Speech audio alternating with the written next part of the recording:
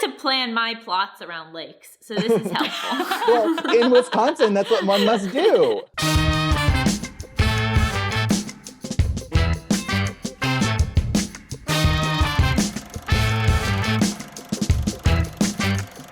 Welcome to Make This Movie! A live brainstorming session where the best writers, filmmakers, creatives, and critics in the biz come together to make up a completely new movie on the fly. It's harder than it looks. I'm your host, Gaby Dunn. I'm your other host, Allison Raskin. Today we are making a faux indie. Ooh, what do you mean by faux indie, Gabby? Classic, dry, quirky comedies that gave indie its aesthetic. So, Napoleon Dynamite, Lady Bird, Little Miss Sunshine, you love that movie. Yeah, how do you remember that? I haven't talked about it in like 10 years. I remember your favorite movies. Today we are welcoming Drew Gregory. Drew is a filmmaker and writer who is currently staffed at AUTOSTRADDLE, where she writes about queer cinema and all things gay. Her latest short was about dating as a trans lesbian during the pandemic and was mostly shot on Zoom. Hello, Drew. Hi. We are also joined by the incredible Jacob Tobia, an activist, writer, actor, producer, and best-selling author of Sissy, a coming-of-gender story. Jacob recently made their acting debut as the non-binary character Double Trouble on Netflix She-Ra and The Princess of Power. Hi. To break stereotypes, we're going to come up with a stereotypical indie movie. What are some of your least favorite tropes of indies? Filmmakers will tell the coming of age story they always wanted to tell 20 years after they were teenagers and will then set it in present day. And you will have all of these 16-year-olds today making these references and talking in these ways that feel very not like actual teenagers. What do we like about these movies? I love the term indie. It's about as useful as the term non-binary in terms of describing something concrete. The thing I like about the genre is the inherent chaos of the genre. What people consider to be indie film is just vast and every genre and every possible thing. And it's really more about budget, I guess, than anything else. But even that is confusing because some indie films have massive budgets. We have some prompts that we have to go by. This movie that we are creating today is a coming-of-age movie where the main character is an adult. It must take place in the Midwest. And then the main character must show off an obscure talent, but it is not awkward dancing and it is not a musical performance. Just putting it out there, Madison, Wisconsin is gorgeous in a very different way. It has 2 lakes. I like to plan my plots around lakes, so this is helpful. Well, in Wisconsin, that's what one must do.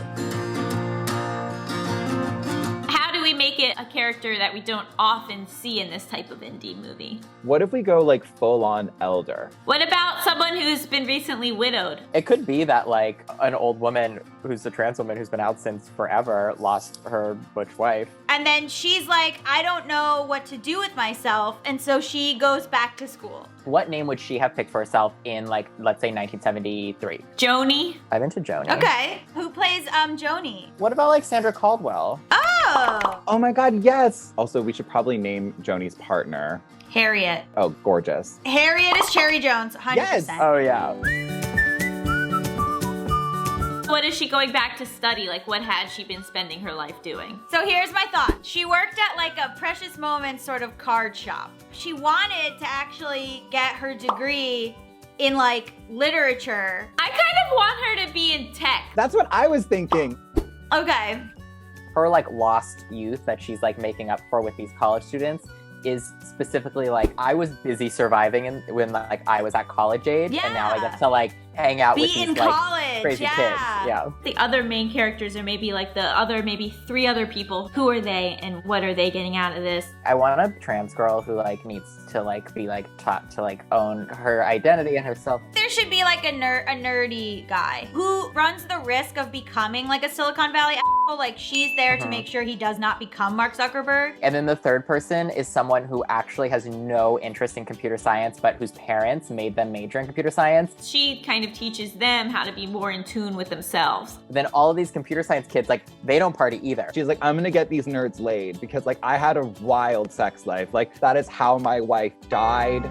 She died in the middle of an orgy that we had at our house. That's beautiful. They end up participating in an app development competition, and she somehow comes up with the app equivalent of greeting cards. She worked at a Precious Moments sort of card shop. Her folk knowledge ends up guiding the youths towards some Yeah. sort of like deeper experience. But then it's an indie movie, so they don't win. But it's about them coming together. Gosh, I'm getting a text from the studio. I don't know how they got my cell number. Ugh.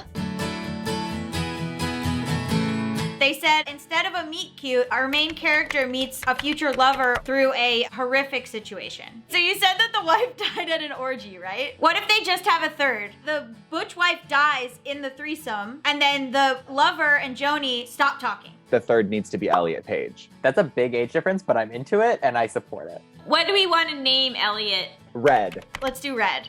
The love interest part is like them reconciling and like going forward as like a twosome. Is there something further that's going to happen that's like the meet cute that brings them together? I wonder if Joni maybe falls or has some sort of accident and then doesn't know who to call, so calls Red or something like that. Once they kind of start hanging out again, Red always wants to talk about Harriet, but Joni is like, no, I need to look forward. I need to like move on. Red is like, you can have both. Like you can both recognize the beauty that was the past and move forward.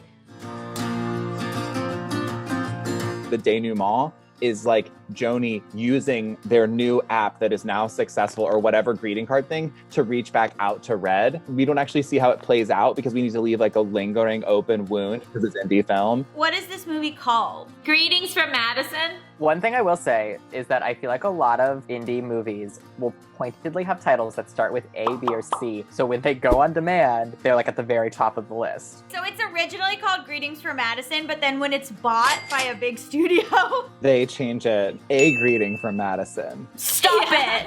Welcome to A Greeting from Madison. We open our film on a threesome. It's hard enough to earn a college degree, but tack on transitioning, and it becomes even harder. That's what Joni discovered during her college years in the 70s. But after the tragic death of her wife Harriet, Joni decides to reignite her passion for computer science and re-enrolls at the University of Madison, Wisconsin, at 65 years old. And not everyone's college experience has to look a certain way for it to be fulfilling and awesome. Take this coming-of-age journey with Joni as she pursues the ultimate college experience and rediscovers herself through new friends, new frat parties, and new love.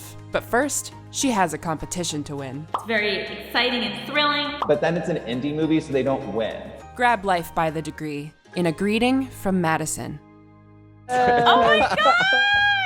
Drew, can you tell us where everyone can find you? Find me on Twitter and Instagram at draw_Gregory, and you can find a lot of my work at AUTOSTRADDLE.com. And Jacob, where can people find you? Find me on Instagram and Twitter at Jacob Tobia, and you can also find me in your local community bookstore with my book Sissy, A Coming of Gender Story. Thank you everyone for tuning in to make this movie. Make sure that you like it, comment, subscribe, hit that bell so you're reminded when we have the next episode out, and tell us exactly what you would have done with this setup for these prompts. We'll see you next week. Bye! Bye!